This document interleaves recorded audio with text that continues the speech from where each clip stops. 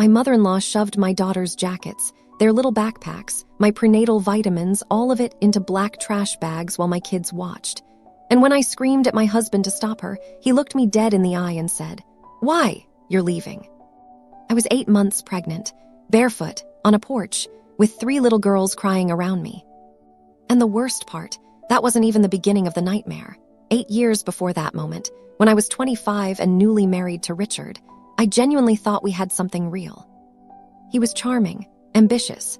His mom, Sandra, was a little intense, but I told myself every family has that one person.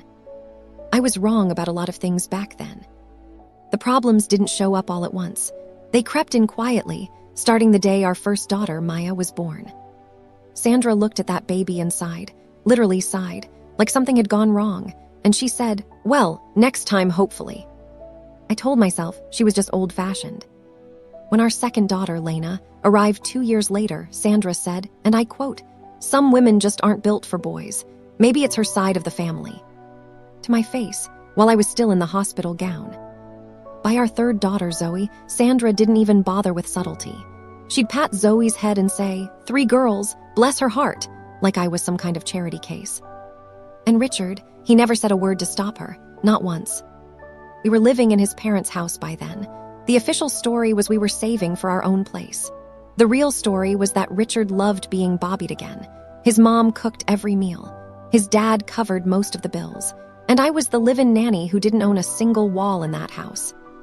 When I got pregnant a 4th time, Sandra started calling the baby the heir at 6 weeks along.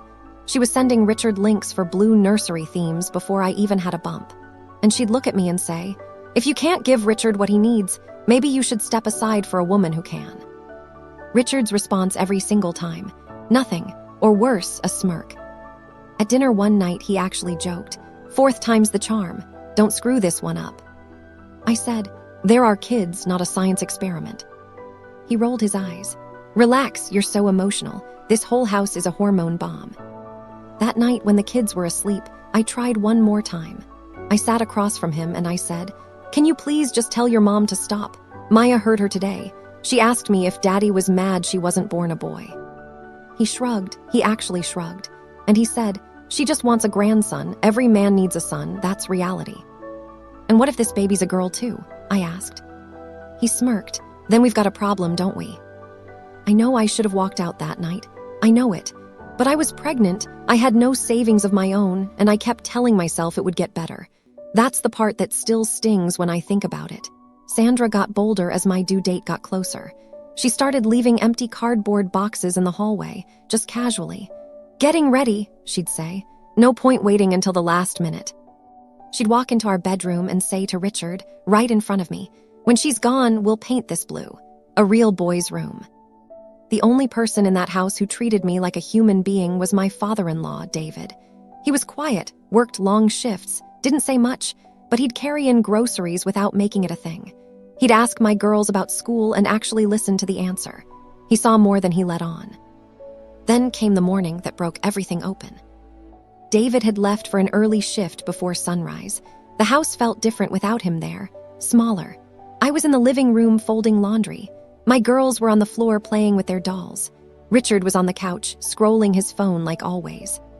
Sandra walked in carrying black trash bags. My stomach dropped. "What are you doing?" I asked. She smiled. "Helping you." She walked straight into our bedroom and started yanking open dresser drawers.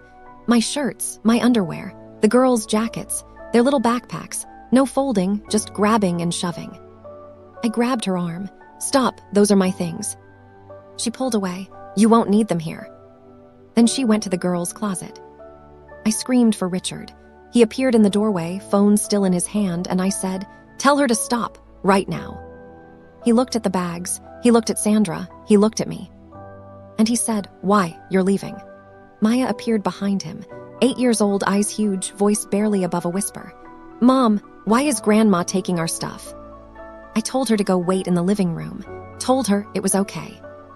It was not okay. Sandra dragged the bags to the front door, flung it open, and actually called out, "Girls, come say goodbye to Mommy. She's going back to her parents." Lena started sobbing. Zoe wrapped herself around my leg. Maya stood there with her jaw tight, trying so hard not to cry. I grabbed Richard's arm. I whispered, "Please, look at them, don't do this." He leaned in close to my ear and hissed, "You should have thought about that before you kept failing." Then he straightened up and folded his arms. 20 minutes later, I was standing barefoot on that porch, 3 daughters crying, my life in trash bags. Sandra slammed the door and locked it. I called my mom with shaking hands. All I could get out was, "Can we come stay with you?" She didn't lecture me, she just said, "Tell me where you are, I'm coming." That night we slept on a mattress in my childhood bedroom. My girls pressed against me on both sides. I lay there staring at the ceiling, rubbing my belly, whispering, "I'm sorry. I should have left sooner." I had no apartment, no lawyer, no money of my own, just 3 kids, a 4th on the way, and a completely broken heart. The next afternoon, there was a knock at my parents' door. I opened it and David was standing there, not in his work uniform, just jeans and a flannel. He looked exhausted and furious at the same time. He looked past me and saw the trash bags stacked in the hallway. He saw my girls. His jaw went tight. "Get in the car," he said quietly. "We're going to show Richard and Sandra what's actually coming for them." I told him I wasn't going back to beg. He said, "You're not going back to beg, you're coming with me. There's a difference." He'd gotten home that evening, and they'd told him I stormed out, said I couldn't handle consequences. Then he found 4 pairs of little shoes missing and my prenatal vitamins in the trash. We loaded up the girls. I climbed into the front seat with my hand on my belly. We drove in silence, and then he pulled into the driveway and walked through that front door without knocking. Sandra's face twisted into this smug smile the second she saw me behind him. Oh, good. Maybe now she's ready to behave. David didn't even look at her. He looked at Richard and asked, calm as anything, "Did you put your pregnant wife and your daughters out on the porch?" Richard paused his video game. "She left. Mom just helped her pack. She's being dramatic." "That's not what I asked you." "I'm done, Dad. I need a son. She can go live with her parents if she can't do her job." David repeated it back slowly. "Her job? You mean giving you a boy?" And then he turned to Sandra and said, "Pack your things."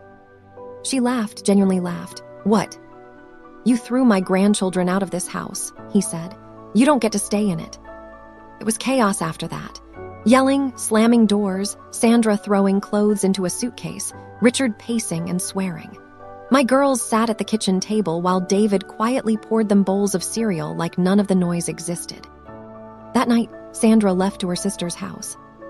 Richard went with her. And David drove us not back into that house, but to a small apartment nearby. He covered the first few months of rent. He said, "Not because you owe me anything, because my grandkids deserve a door that doesn't get slammed on them." I cried for real then. For the first time in a long time, I actually felt safe. I had the baby in that apartment a few weeks later. It was a boy. Everyone always asks.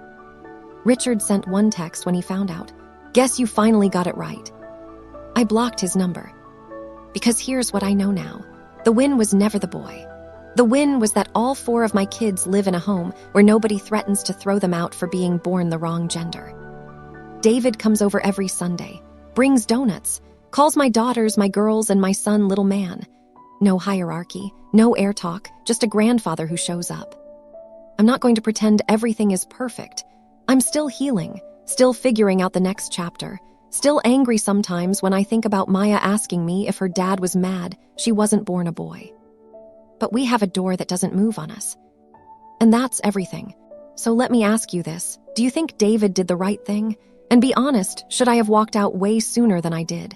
Drop your thoughts in the comments. I read every single one.